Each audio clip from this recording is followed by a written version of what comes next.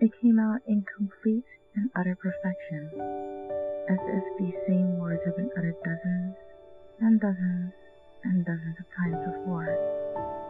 It was said in a perfect pitch, a perfect sob, and a perfect tone. And it was an utter and complete perfect horror that filled Twilight's sparkle as she watched the little mail pony frantically pick up the spilled postage all over the sidewalk. It was like a tiny explosion of well wishes and letters among get-rich-quick schemes and hoof-written love, scattered in little white squares all over the walkway towards her brand new castle.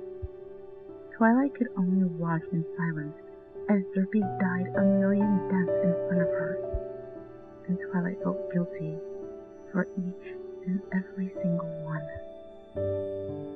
She didn't mean to get so angry. No pony ever means to bubble over in a frothing pot of rage. Twilight was a brand new princess with a brand new castle in the middle of town. She had a brand new life with brand new problems and brand new anxieties. The zoning board was breathing down her neck. There were meetings left and right to swear her into different branches of government.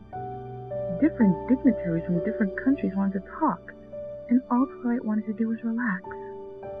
She wanted to relax and bury her nose in a book for one evening, and just take a break from it all. She wasn't born or groomed to be a ruler. She wasn't raised to run a country. She was just a nerdy little girl with a love of learning. When her diligent mail mare had forgotten, for the third time in a row, to bring her ordered book to her doorstep, Twilight's sparkle finally snapped like a twig. She screamed. She raised and shouted, snapped and snarled, and when Derpy innocently opened up her mailbag and tried to offer Twilight a magazine, someone else's magazine, just to calm her down, just to try and make amends, hoping it might be something similar to the book Twilight was looking for, Twilight slapped the mailbag clean off her shoulders and to the ground. And that's when Derpy broke down, eyes widening like a child's, and tearing up when she realized just how angry she'd made Twilight sparkle, the brand new princess of friendship. What a screw-up she had to be. I'm so sorry. I'm so sorry. I didn't mean to. I'll clean it up. I swear I will. Please don't tell the post office. They said they'll fire me if I was coming back one more time. And there are so many numbers and so many addresses, and there's so much to remember. There are just so many letters. I mean, there are too many letters on too many letters next to too many numbers, and sometimes I just can't see them. I mean, it's hard to see them. I can't. I just can't. Everything is blurry, and I'm sorry. Derpy sobbed, dropping to her knees, scooping up what letters that were within arm's reach. Twilight stood there, stunned, frozen and fixated on that little mare that desperately apologized and frantically scooped mail into her little bag. For the love of... Derpy was acting like the spilled mail was her fault, even though Twilight was the one who knocked the mailbag off her shoulders. Derpy probably thought it was somehow her fault. Dear Celestia, what had she done? What was she supposed to say? To rectify this? To repair the mare that just broke down in front of her? True, her long sought-after book tortured her existence with its absence. She'd spent nights eagerly anticipating reading the blots of shapely ink on pages. She'd been beside herself with joy when she received the personal letter from one of her favorite authors about the book and the correspondence that occurred afterwards. The book had been missing for the past 3 months, and she was absolutely positive that it was the fault of this Pegasus in front of her. Whenever there was a missing letter, a lost envelope, or a sought-after package that hadn't arrived on time, every pony turned to Derpy. She was the culprit and the guilty, regardless of whether or not she had anything to do with the problem. Every pony in town knew Derpy was to blame. The klutzy, cross-eyed mare who was always lost in space. The girl with the target painted on her forehead from birth. The little pony that got up every day, marched to the post office, and worked her tail off until sunset. A victim forever and a day of a joke too cruel to speak of. The world spent its days laughing at her, as if her life were eternally funny. There were no hugs for this little pony, the bearer of the world's problems. Just jeers and sneers and snarls of a world too angry to see how much it hurt. Twilight was a part of that world, the one that took things for granted, like reading easily, or being able to memorize addresses, or fly in a straight line without bumping into anybody.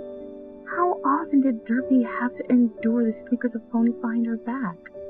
How strong did she have to be to ignore the names called or the whispered torture of other children when she was younger? Twilight had torn her to shreds without even thinking about it, crushed her and sent her to her knees with a well-timed slap and a few thoughtless words. The book was nowhere closer to being read. It still sat somewhere in a dusty back room in the post office.